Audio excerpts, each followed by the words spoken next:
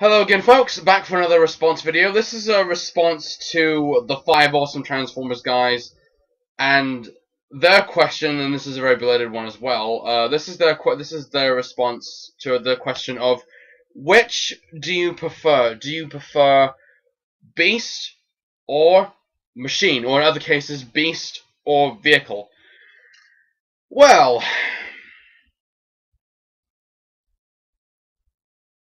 before I get into this question, I just want to point out that I know that a lot of people always have a lot of problems concerning Beast Wars, but at the same time, though, I think I have every right to say what I think about it. Okay, so which do I prefer, you or you?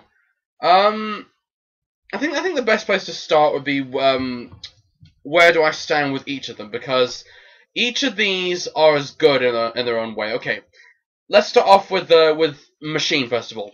Now we all love G1, of course. That's a very good thing. G1 is what we all grew up on, and G1 is what has carried us through our childhoods and will always be with us in our lives. And it's a series that if you were able to redo the concept today, it will look crap, but I think with Machine, especially with vehicles, I do like vehicles a lot, because I think one of the very unique things about Transformers especially is that they were able to turn into vehicles that they can disguise themselves in, and they can easily manipulate other people and thinking, hang on, that's a truck, when in fact that's an actual robot. And I liked how that played out. I really liked how that whole idea played out, and the disguising themselves as vehicles actually worked out to be a very good idea. It was one of the genius ideas that worked at the time. And toy design wise, so pretty much all of the G1 toys are good, especially Optimus Prime. You can't say that this toy isn't good, because it's Optimus Prime for one, and for starters, it's a really good toy. It's well designed, and I think if you look now with things like the movie toys, as well as the classics range, and some of the even some of the most recent things like animated, and even more of the movie toys. I think I'll say that when it comes to vehicular design, they have really kind of improved on that as well, and it kind of opens your mind as well to new concept as well. This was a very good concept that robots can disguise themselves as vehicles. And G1, of course, is what we all grew up on, and I know that some people think that I hate G1. I don't hate G1. I like G1 a lot. I watch G1 all the time, but at the same time, I still have my fair share of complaints. I'm not going to address them in this video because I have a lot that I want to say regarding the Machine. But at the same time, though, I do like the Machine a lot. The vehicle works well in a lot of different ways. If you were planning on making a toy brand. I'm trying to talk. If you're planning on making a toy brand, this would be the best way to do it, because you have a good concept. You have two in one. Because if you think about it, this used to be a boys' toy, where in fact it's not a boys' toy anymore, because this toy has expanded beyond that. It's expanded to both the male and female genre, so it definitely works. But at the time, this was a boys' toy, because at the time, boys who grew up in the 80s and 90s loved cars and trucks and planes and robots, and combine the two together, and you get something good out of it. And plus, when you have two factions on opposite sides fighting each other, they're going to want to disguise themselves as vehicles to blend in with the surroundings and make sure that they're not spotted by a lot of passerbys, and that's always good to see. So I think the Machine, in its own concept, always did work. So the Machine, that's really good. Now on to the Beast. Now, okay, I don't even need to point out that a lot of people to this day still have so many problems with Beast Wars, and I can understand how they feel, because since Beast Wars came out, everyone's all truck not monkey. Optimus Primal shouldn't be a monkey. He should be a truck, and all this crap. Well, okay. A lot of things that Beast Wars had was a very well-written show and a very good voice cast as well, and you can't take that away. And that was actually one of the saving graces for Beast Wars. Now, being able to disguise yourself as an animal, that's an entirely different story, because I think when it all boils right down to it, the story is a more important thing, because if you have something like vehicle, like if you were going to disguise yourself as something in the modern day, disguise yourself as a vehicle, because that way you see vehicles every day when you're walking on the street. You see vehicles on the road, you see like cars and all that everywhere you go. You only see like animals in places like zoos and forests and things like that. And in things like Beast Wars, this sort of concept only worked for the Stone Age, which was the Stone Age period, which is exactly what the Beast Wars series was set in. It was set in during the prehistoric Earth, and that was a concept that worked. Now, okay, when in the terms of toy design, there are some that are good and there are some that are bad. Okay, this is actually the only Optimus Primal toy that I have. It's one of the best Optimus Primal toys that I have, and I like this toy a lot. It's really well designed. Some of the toys, like Tarantulas, it's okay, but it could be better. But I think when it comes right down to it, yeah, again, it's which do I prefer?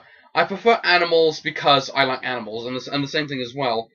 I just think that at the time, this was a really good concept, and a lot of people complain, thinking, Transformers turning into animals, that it won't work. And it did. And really, I know this is probably going to call me a tracer to so many people, but if you look at characters in G1 like, Ravage and Laserbeak, and another example, the Predacons from G1. If it wasn't for the Predacons, we probably wouldn't have Beast Wars. Because even though the G1 Predacons were brick toys, and they were brick toys, you can't argue with it if they weren't, but they were still good toys. They were brick toys, but at the same time, I just think that what Hasbro were doing was trying something new and trying something a little bit different. Instead of having Transformers that turn into vehicles all the time, let's try something different. Let's have Transformers that turn into animals. And several years later, let's try that idea again. Only make it so that the designs are more organic and less cardboard looking, which that's what G1 is. And I know that a lot of people often will criticize and stand up for what they believe in. That's fine. I'm not converting you and saying which is better, G1 or Beast Wars. Both are good, but I think that when it comes down to it, is that I do like both. I'm not gonna say which is better. Is it gonna be vehicle or is it gonna be beast? Both are good. Both concepts are good. Beast Wars you can't do now, because if you were gonna do the Beast Wars concept all over again, it wouldn't work in the modern times, because seeing a 30-foot gorilla walking down the street, as well as a giant Tyrannosaurus Rex walking down the street, that's surrealism, and it doesn't fit in with the real world. With things like vehicles, and the concept is still being used at a better extent. It's still being used today, and it gets better. Each design of the Transformers have always been better, from G1 to Prime, and I think that actually does work very well. So I think the best way to sum this up: G1, it has vehicles, and vehicles are good. Vehicles are great. The concept can still be used today, and it's one of those really good concepts that will always be used for this particular brand. Beast, as well as Beast Wars itself. The show was great. The writing of it was great. The concept for the time and the time it was set in during the show, it was a good concept, and it worked out to be very well. But if you did it today, it wouldn't work, because one of the reasons why is Black Arachnia from Animated. She was the only Beast Wars. Well, next to Waspinator. They were the two Beast. They were the only two Beast Wars characters we saw on the show. If you were going to do that concept again, it wouldn't work, because you wouldn't want to see like giant animals walking all over the place and think, hang on, why is that giant animal walking down the street when it should be in the zoo? And the concept worked for the Stone Age period, and it works for like if this was set in the jungle, but it wouldn't work for modern times. And I know that that's going to say a lot, but to stretch this response even further, the Dinobots, they turn into animals. And a lot of people often say that animal Transformers don't work. When if you look at characters like the cassette Transformers, Ravage, Laserbeak, they turn into animals. The Dinobots, they turn into animals. They turn into dinosaurs. The Predacons, they turn into animals. Who else? Most of the Pretender Transformers, even though they were shit, they turn into animals.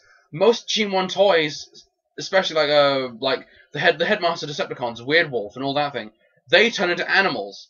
And the concept back then worked out pretty well, even though Headmasters was a bit of a very sorely worn out concept, which it didn't. It had potential, but it wasn't. It wasn't really being. It could have been better, and it really should have been better, but if they were going to reinvent that concept again, it would have worked. But animals today belong in things like the Stone Age, in a Transformers concept. So, in all cases, in answer to this, I prefer both. I do like both, Machine and the Beast. So, that's my response. I hope that's good. And really, I think that this is what separates a lot of people from.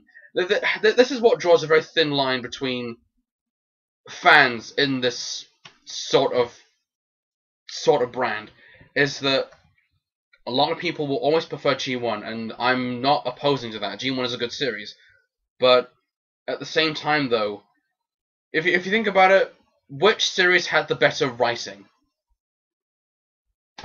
That's all I'm gonna say. I'll leave that to you to figure that out. See you soon, folks. Take care.